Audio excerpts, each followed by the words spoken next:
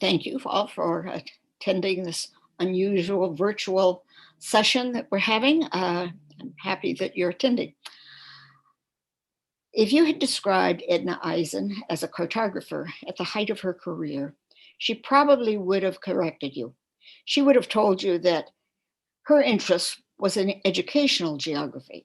And indeed, her work was on teaching geography and in teaching how to teach geography. However, looking back at her career, we could see an emphasis on maps and map making. Today, I want to look at her life and her work in map making and related fields.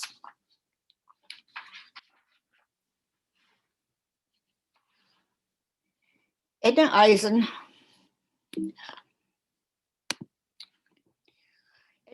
was born in June of 1895 in Milwaukee, Wisconsin.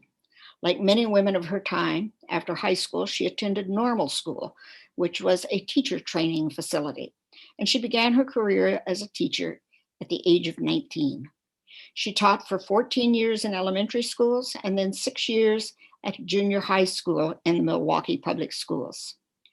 She also taught for one summer at Western State Teachers College in Kalamazoo, Michigan.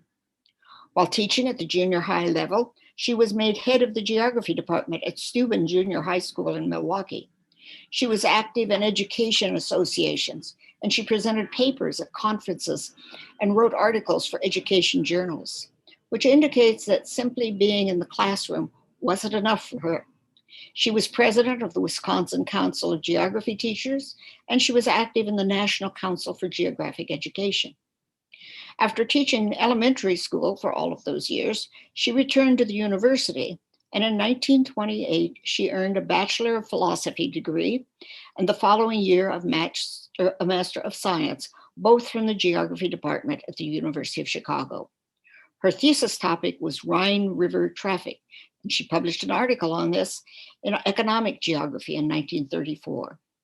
She continued in K-12 teaching until 1935, when she was offered a job at Kent State University, which was then a teaching university. It was rare for women to hold an academic position at that time, and these were primarily at teaching colleges. She received glowing letters of recommendation from Edith Parker and her other referees from Chicago. She became one of 3 faculty and the only woman in the Department of Geography and Geology. The classes she taught were largely regional and educational geography. At the time that Edna arrived at Kent State, the educational geography was a major emphasis in the field. Courses were offered on how to teach geography in the K-12 grades, with specific classes on geography in the upper grades, geography in the lower grades, and the teaching of geography. The department did not offer cartography or map reading. The only classes that included map making were field classes that incorporated field mapping, and this was not unusual at this time. Geography and cartography were intertwined. People assumed that geographers could and did make maps. Cartography was not specifically taught in geography departments for the most part. In fact, the first class in cartography was at the University of Chicago in 1904 and taught by J. Paul Good. Harvard University offered its first course in 1928, and it was taught by Irwin Royce. By the late 1920s, Good was offering a course on graphics as a prerequisite to his cartography course that emphasized projections. Not surprisingly, there were no textbooks in cartography. The first textbook was General Cartography by Irwin Royce in 1938. Most of Edna's early papers and presentations were at educational conferences and in educational journals, but her focus on these papers was on maps and map reading, how to read the landscape, using and creating maps in fieldwork. She looked at the use of globes. She noted how students misread maps and discussed how to teach them map reading. She also wrote articles on the subject for various encyclopedias, especially children's encyclopedias, and was a consultant and wrote guidebooks for the globe use for CRAM, a major producer of maps and globes. In 1937, shortly after arriving at Kent, she published a book on air photos, Our Country from the Air, which, although designed for high school students and presenting an imaginary flight over the United States, was nonetheless a good introduction to photo interpretation. This was undoubtedly the first book on air photos written by a woman, and probably the first non-military book on the subject. Each two-page section included an air photo, as we have here, and a discussion of what was seen on that photo. Okay.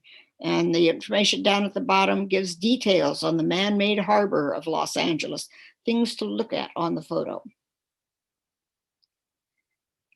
This slide shows articles that were published by Edna and listed in Google Scholar. It doesn't include the encyclopedia articles. The period during World War II is notable for its lack of publications. As we can see here, there's a big gap between 1938 and 1947. This isn't surprising, since during the war, Edna had other obligations. In 1941, World War II had a major impact on geography, cartography, and on women in the field. Maps were desperately needed. The maps that were held at the time were out of date. They didn't cover the needed areas. One military officer said, "We weren't caught with our pants down. We had no pants." A real push began to solve the problem. The Office of Strategic Services and the Army Map Service were founded at the beginning of the war, and special training courses were instituted at universities. These were a part of the ESMWT program, that is Engineering, Science, Management, Wartime Training. These training courses led to immediate service. A major class was military map making, the 3M course that led to civilian jobs with the Army Map Service. The 60-hour course was planned and directed by Edith Parker of the Geography Department at the University of Chicago, who also prepared teaching materials and a manual for the courses. I have not yet found a copy of the manual. It is no surprise that Edna Eisen, a former student of Parker, was selected to teach the 3M course at Kent State.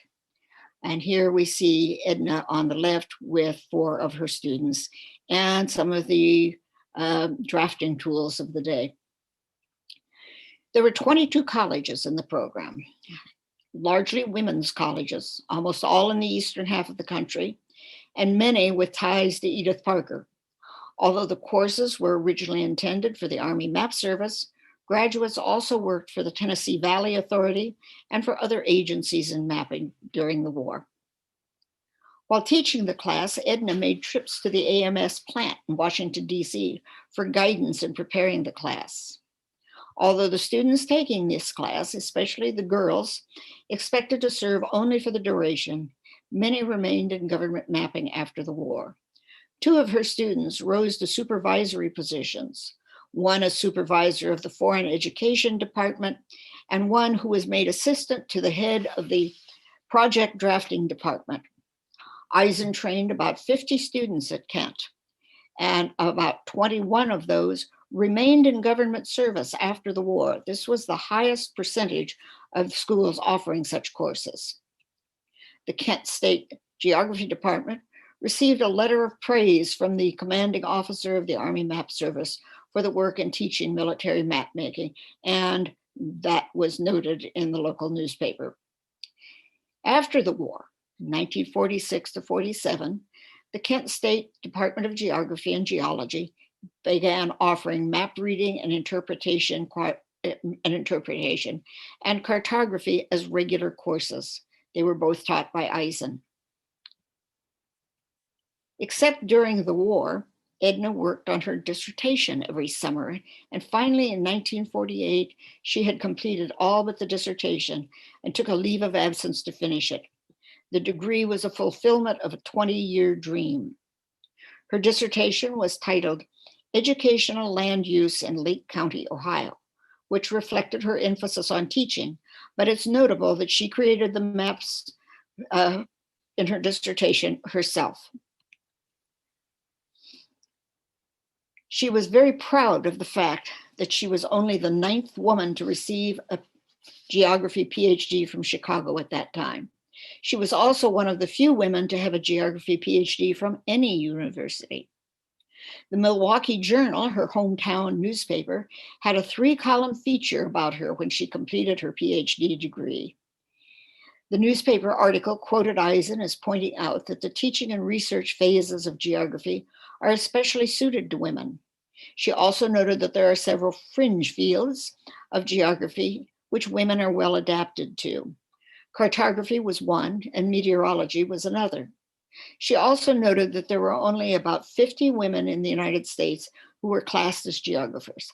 I'm not sure where she got that figure. I'm trying to track it down. Ironically, one of her students in the 3M class has gained more fame in recent years than Edna. B. McPherson, nee Shaheen, who was a Kent student in 1942, was encouraged by Edna to take the 3M course, even though her career plans were in elementary school teaching. B is here with the arrow and the white jacket. B graduated and went to Washington, D.C., where she worked on top secret maps for a variety of areas. One of these was of Normandy, and the maps were used in the D-Day invasion. In 2016, the NGA honored the 3M girls, who were also called the Military Mapping Maidens, by induction into the Geospatial Intelligence Hall of Fame, and B was invited to accept the honor on behalf of all of the civilian women cartographers of the Army Map Service. B was 95 at the time. Unfortunately, Edna received no such honors in her lifetime. She died of a cerebral hemorrhage on April 13, 1960, at the age of 64 in her home here, shortly before leaving for an AAG meeting. The Society of Women Geographers for a time offered a scholarship named for her and her mentor, Edith Putnam Parker. Now, why have I spent this time listing Edna's work and naming her an accidental cartographer? In a sense, most cartographers of this period were accidental. Cartography was not considered a discipline. As we've seen, it was a part of geography, and indeed it was assumed that all geographers were map makers. As we have seen, there was only one cartography text in 1938, and formal cartography classes were offered at only 2 universities. World War II marked a major change in cartography and for women in the field.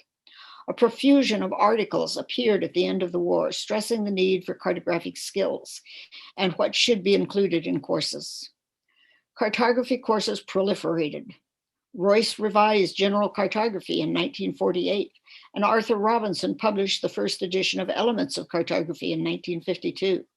The American Congress on Surveying and Mapping was founded during the war, and the AAG, the Association of American Geographers, had special sessions on cartography. Edna was typical of women academics of the period, most of whom have been forgotten and largely ignored in the mainstream literature, especially in cartography.